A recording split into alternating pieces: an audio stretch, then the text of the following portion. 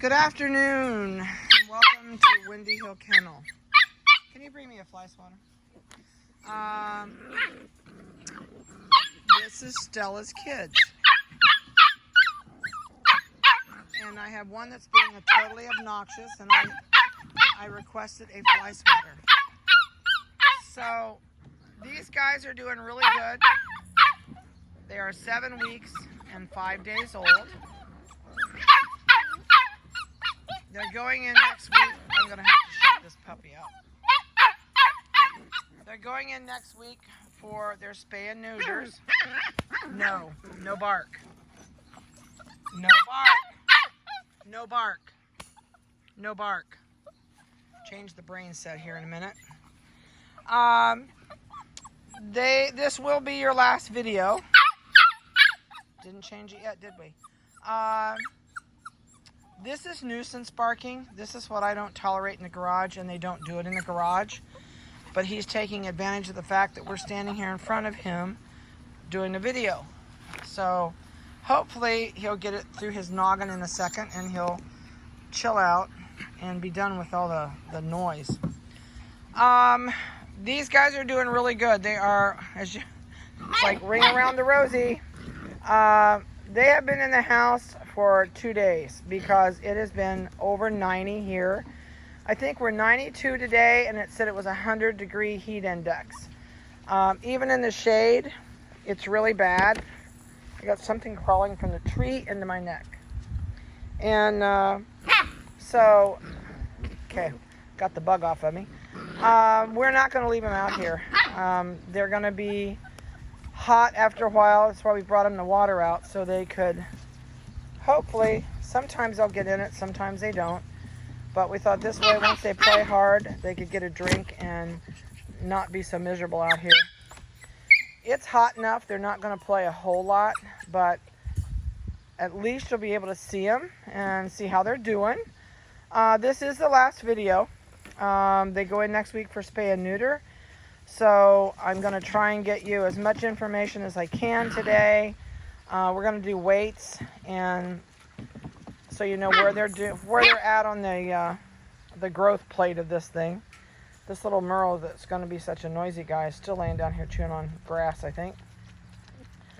So let me go through, and I'm going to get started, and I'll give you all their weights and their microchip numbers, if I can keep them in screen while I do this.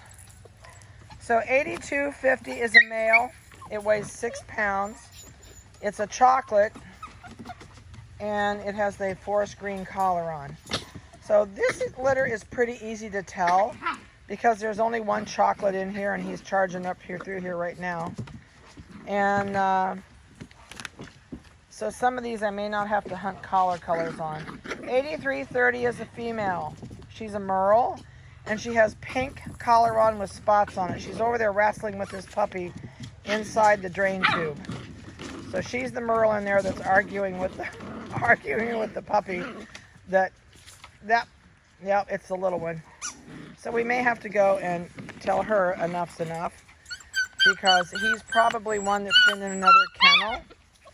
And so if she doesn't quit, I'm going to swat her with a fly swatter here in a second, because she's being a bully.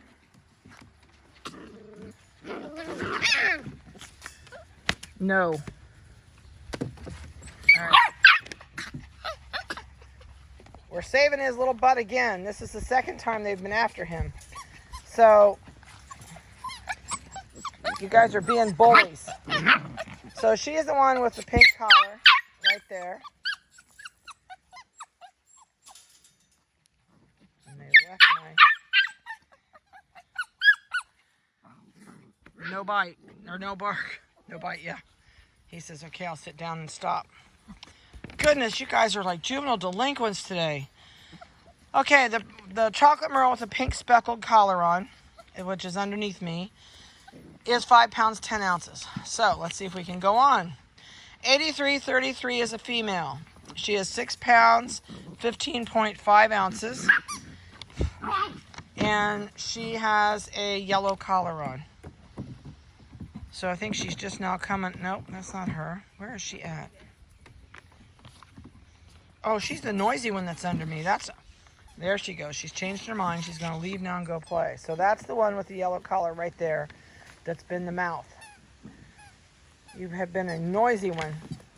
She's going to come back down and sit here and stare at me, isn't she? 8243 is a male. Weighs 8 pounds, 12 ounces, and you get the prize for the biggest pup. It is the Merle, Chocolate Merle Party, and he is a tank. He's got a red collar on, I can tell you that. He's going right through there and lay down in the tube. 8336 is a female. She's a black and white, and she's 5 pounds right on the nose. She's no, not quite the smallest one in here. And she has a orange and yellow speckled collar, which is really tough to see, but she is the one right there in, I think that's her coming right there at us. I can't see her collar, but she's got orange and yellow speckles on the collar. All right, so the next one out here is a 8249. It's a male. Has a neon green collar, and it's a black pup. And I think it's right down here underneath me. He's the poor little guy they're all picking on today. 4 pounds, 15 ounces. The next one out here is 8241. It's a female. She's got a purple collar on. She's a black and white. She weighs 5 pounds, 13 ounces. And I think that's her that just did the nosedive into the fence. And last but not least is 8248. It's a female, 6 pounds, 11 ounces. And I forgot to write the color down. And I think it's a Merle, but she has a pink leopard collar on. I think it's the other Merle out there with the yin-yang face. I can't spot her collar. I'm trying to watch instead of giving you a video. You guys are just wild today. Can you see if her collar, the one that has the yin-yang face, is she the pink leopard? I think it is. Yeah, it is. Is it? Okay. I thought it was. But yeah, the one out here with the yin-yang face is the pink leopard collar. And she's 6 pounds, 12 ounces. So, that's the crew. And they're wild today. Truly wild today. They've been a fun group. Stella has always had really nice kids. I have people already asking me about Stella's next litter, but here's the deal.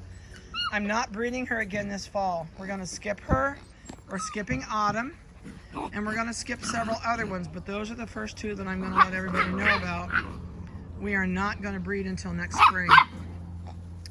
So, oh my gosh, they're just out of it today. You guys are just like wound. Oh, now we're going to argue. These are like kids when they're kept inside on a rainy day or miserable outside and you can't let them go play. When they do get out, they're at each other like cats and dogs. And puppies are no different. So the biggest thing I can tell you is you need to wear them out. Put them outside, let them wear themselves out. Play ball with them, let them chase something, give them something to do.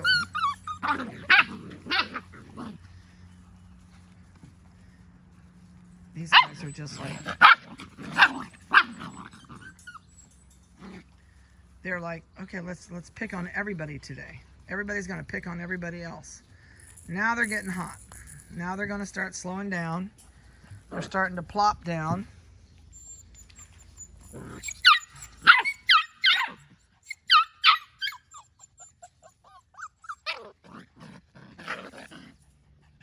You two are just attitudes today.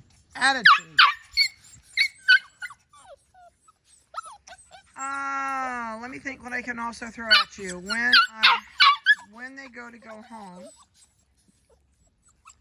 you're going to get a complete health record for your puppy. So even if your puppy is coming to you by nanny, you will have a complete health record that will let you take that to your vet to show them everything that we've had done, that we do here with the litter. And so there won't be any doubt on what they need, the dates they need it, and when they had what they've had while they're here. So the biggest thing I can tell you is set down rules, boundaries, and limitations when you go home. The bigger the puppy, the more ornery the puppy, it seems like. It seems like little puppies can be ornery, but it's a small package of ornery. These are going to be a big package of ornery. And you need to be tough. You need to set down rules, boundaries, and limitations. If you're going to use a fly swatter, which is what they're used to, I use a leather fly swatter. It's very soft. It's not like a plastic fly swatter. It doesn't do any more than get their attention. And it can be your lifesaver. I don't use it all the time. I only use it here for nuisance barking.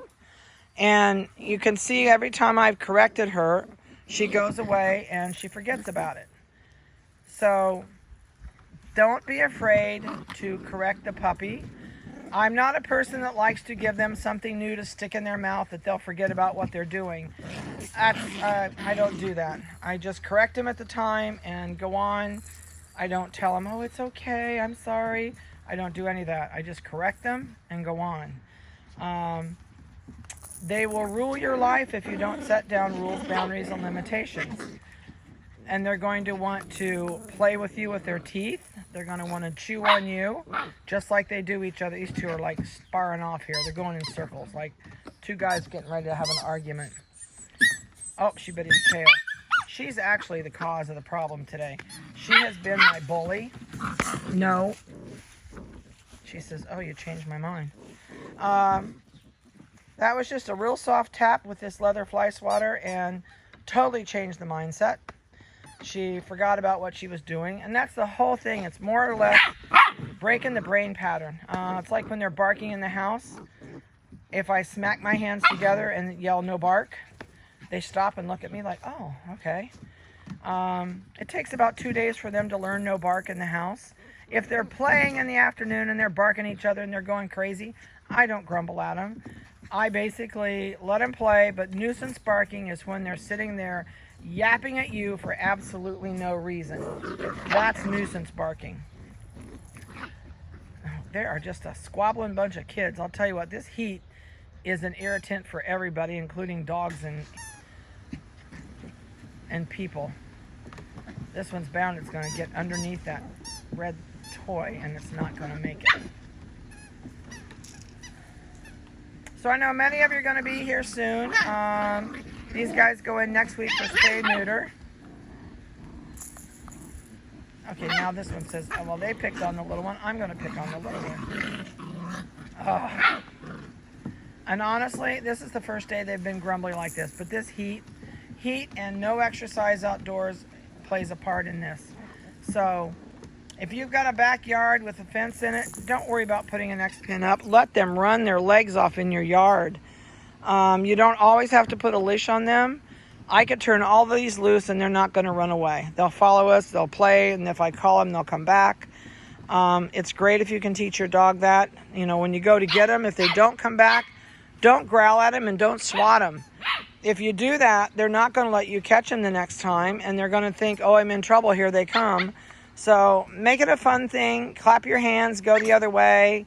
You know, raise your voice and use the baby voice a little bit and go the opposite direction, and you'll find that they'll turn around and go right along with you.